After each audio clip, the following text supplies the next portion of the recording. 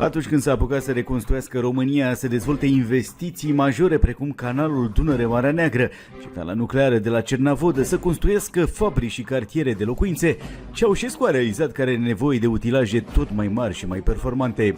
Printre acestea s-a aflat și celebrul DAC 120DE, unul dintre cele mai mari camioane construite vreodată în lume.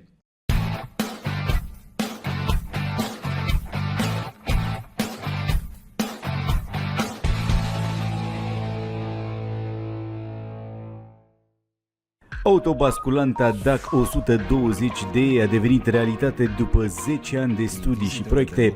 Era inspirat din la fel de celebrul camion american Electra Hall. Ceaușescu a cumpărat un astfel de exemplar, iar inginerii români l-au demontat și bucată cu bucată au încercat să folosească tot ce era mai bun. Din vizitele de lucru pe șantierul canalului Dunăre-Marea Neagră, Nicolae Ceaușescu lansa o adevărată provocare constructorilor brașoveni: monstrul de 120 de tone. Camionul construit la Steagul Roșu Brașov era unul cu adevărat impresionant. Avea o înălțime de 5,4 metri, o lungime de 10 metri și cântărea numai puțin de 90 de tone cu bena goală. Roțile sale aveau diametrul de 3,2 metri și erau echipate cu pneuri speciale Michelin care costau $10.000 bucata. Ideea cu basculanta de 120 de tone a venit din zona Ministerului către uzină, ca sarcină de serviciu. Diferența tehnică și de concepție dintre ce făceam noi, camioanele obișnuite, și această mașină era uriașă. Numele nu a fost ales întâmplător. Dacă era brandul de camioane al constructorului brașovan Steagul Roșu, redenumit Roman Brașov în 1990, 120 reprezenta încărcătura maximă a basculantei exprimată în tone, iar DE sugera natura sistemului de propulsie, diesel electric.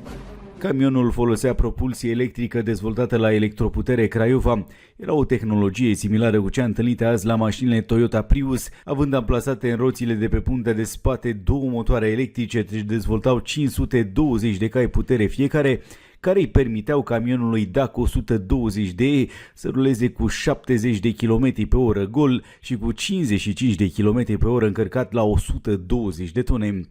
Ca să vă faceți o idee despre puterea acestuia, camionul avea nevoie de un generator electric diesel care dezvolta 1200 de volți. Pentru a asigura propulsia, DAC 120D avea două rezervoare de 1600 litri fiecare, care asigurau o autonomie de 24 de ore din 24 timp de o săptămână. Toată partea de servodirecție, servofrână hidraulică, aerul condiționat și scaunul cu amortizor erau importate din Occident. Camionul era prevăzut cu două pedale de frână, una de securitate pentru blocarea completă a roților și o frână dinamică bazată nu pe frecare, ci pe dispararea sub formă de căldură a energiei cinetice. Suspensiile obișnuite ar fi cedat sub greutatea celor 120 de tone cât cântărește camionul plin. Ei le-au făcut din niște pastile de cauciuc vulcanizat puse straturi și introduse într-un cilindru, amortizarea șocului făcându-se prin frecarea pastilelor de cauciucul dintre ele. Am avut nevoie de 6 ani din 82 până în 89 ca să ajungem la o rețetă de pastile de cauciuc fiabilă pentru un asemenea tip de amortizor. Camioanele mai ușoare au arcuri cilindrice, ca la turisme. Dar ăsta, care avea 200 de tone greutate totală, deci vă dați seama, pe o roată, 50 de tone. La suspensie s-au realizat doi cilindri telescopici în interior și în interior s-au pus niște plăci speciale din cauciuc. Și prin elasticitatea cauciucului se crea acea cursă de ridicare și coborâre a mașinii. Inedit este faptul că umflatul unei singure roți de 3,2 metri în diametru dura o jumătate de oră, cu o instalație de debit mare, iar presiunea aerului din interiorul pneului era de aproape 10 atmosfere. Ca să poți ajunge la cabina amplasată la înălțimea de 2,5 metri, aveai o scară cu balustradă și urcai treptele ca și cum ai fi urcat la etajul întâi al unui bloc. Sus era o platformă cu un balcon de apartament pe care stăteau cu aparatura inginerii care făceau probe privind tensiunile din șasiu, viteza de deplasare, frânările, viteza de basculare. Acolo era răcoare, că erau bine protejați de soare sub cozorocul Benei. La uzina din Roman, când a fost Ceaușescu prin 84 și a urcat să viziteze cabina unui camion de 120 de tone, a făcut o scenă din asta că toți am râs. La coborâre el nu s-a dat jos cu spatele pe scara aceea, cum se procedează pe utilaje, ci s-a dat jos cu fața ca la el în vilă și era să cadă în fund, și amintește amuzat inginerul Adrian Novac. Ca să ajungi în Bena cu un volum de 35 de metri cubi, urcai o scară de cel puțin 6 metri. Era atât de mare încât câteodată când ploua și se strângea apă în Benă, ziceai că e bazin de not. În ciuda performanțelor incredibile oferite de acest camion, nu s-au construit foarte multe. În total au fost produse numai 20 de astfel de exemplare, 15 la Steagul Roșu și alte 5 la uzina mecanică a Mârșa din județul Sibiu. 8 au ajuns la mina de cupru de la Roșia Poieni, 3 la cariera de calcar din Mahmudia, iar alte câteva la canalul Dunăre, Marea Neagră și mina de surf de la Călimani. Ultimul exemplar a fost produs în 1991.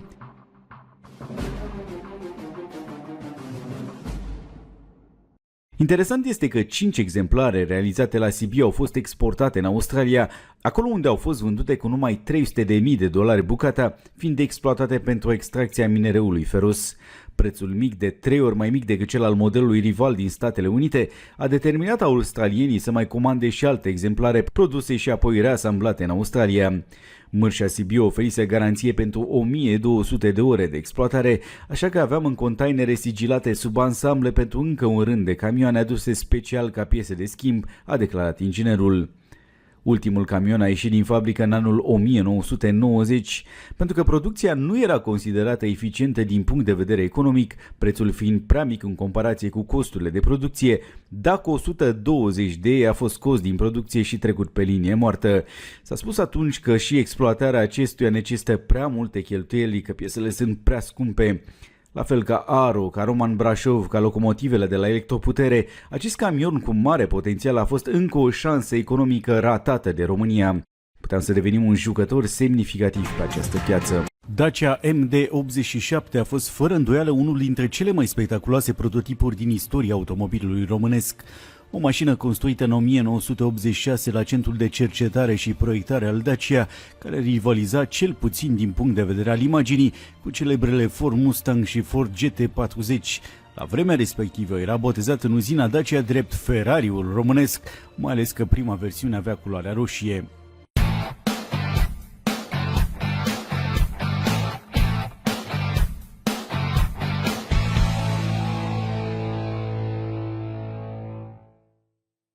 Una dintre cele mai spectaculoase mașini create vreodată în România, Dacia Sport MD-87, este opera inginerului piteștean Nicolae Cosmescu. Și-a imaginat mașina încă din anii 60, însă a ajuns să o proiecteze abia 20 de ani mai târziu la Centrul de Cercetare și Proiectare al Dacia. Leagănul primului autoturism românesc, uzina din Pitești, cunoaște exact după un an febra lansării în seria unui nou născut.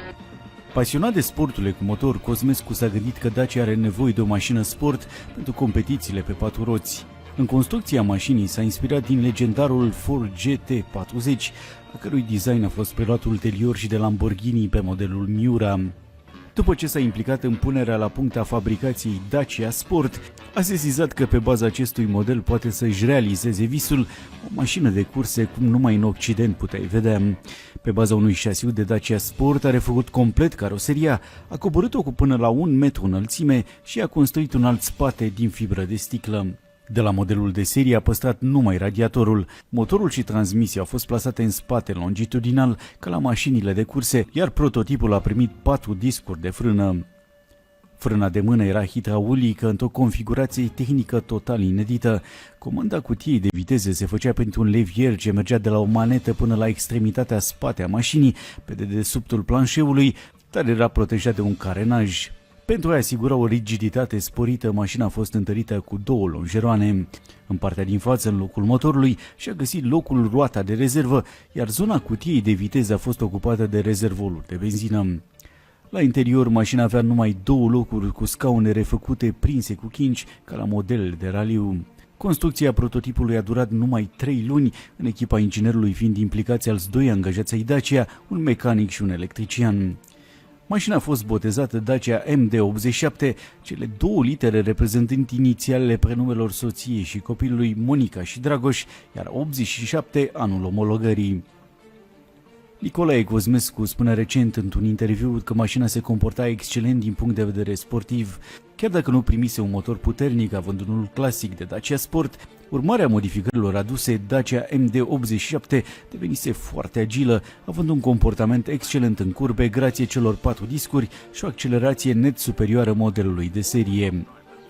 Mașina joasă, roșie și inedită în peisajul automobilistic absolut monoton din acel timp, degaja o mare putere de seducție. La vremea respectivă, oamenii întorceau capul după ea pe stradă, iar în jurul ei se adunau cu zecile pentru a admira Ferrariul românesc. Din păcate, proiectul n-a trecut de la nivelul de prototip la producția de serie, conducerea uzinei respingând mașina pe motiv de lipsă de fezabilitate. Altfel spus, șefii se temeau că mașina nu se va vinde și le era teamă că își vor pierde locurile de muncă. Nicolae Cosmescu nu s-a lăsat păgubaș și a continuat să-și îmbunătățească prototipul. În 1988, Dacia Sport MD-87 a primit un upgrade de design cu o nouă capotă spate proeminentă, realizată integral din fibră de sticlă și o capotă față mult coborâtă cu faruri escamontabile. Până să o supună aprobării, a venit însă Revoluția din 1989, iar proiectul a fost trecut pe linie moartă.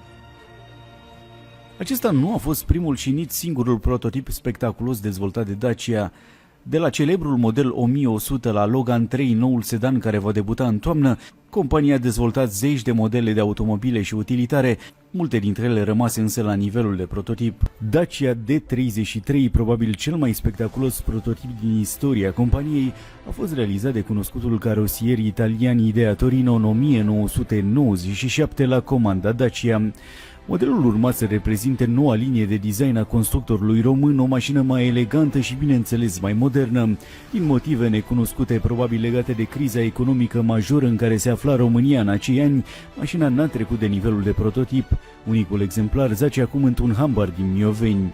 Un alt model sportiv care a devenit în cele din urmă realitate a fost celebra Dacia Brașovia, un concept dezvoltat în 1980 la uzina din Brașov.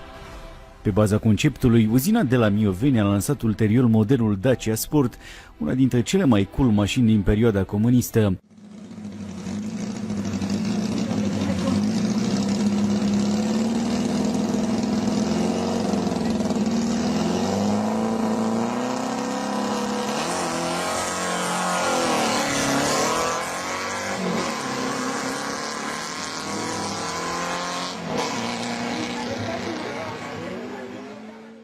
Să ai o Dacia în două portiere cu plafonul teșit și motor preparat era o chestie rezervată băieților deștepți din acele vremuri, tovarăși cu legături serioase în partid sau în securitate.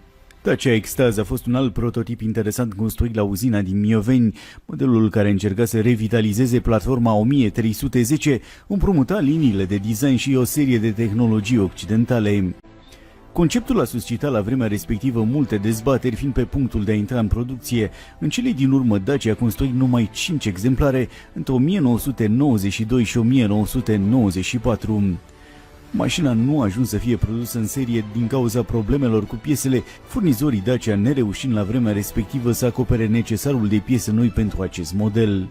Un alt prototip cu un nume cel puțin interesant a fost Dacia DCN-ul.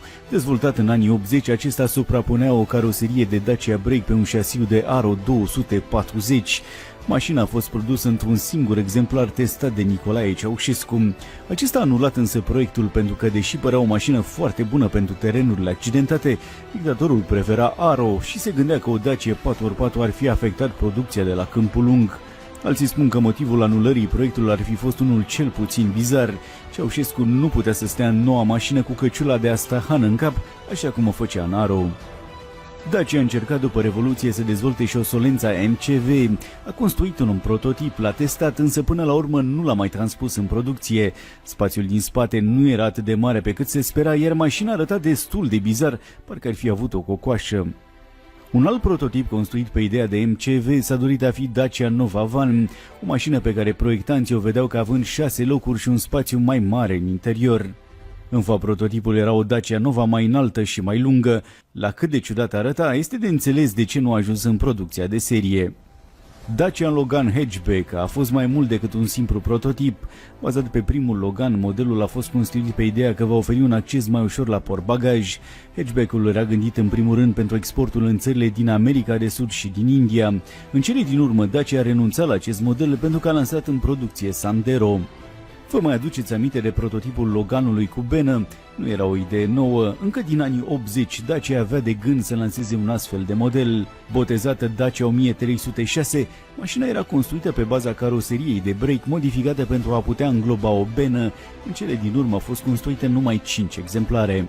Un alt model interesant a fost Dacia Grand Sandero. Dacia a încercat să restilizeze modelul Logan MVC printr-un artificiu de design. A schimbat grila lui Logan MCV cu cea a unui Sandero. În cele din urmă, mașina a rămas doar la stadiul de prototip. În fine, un alt prototip interesant este Dacia Duster Pickup. Mașina are numai puțin de 6 ruți, iar Dacia a gândit-o pentru teren accidentat. Având doar tracțiune față, modelul a rămas din păcate doar un exercițiu de design.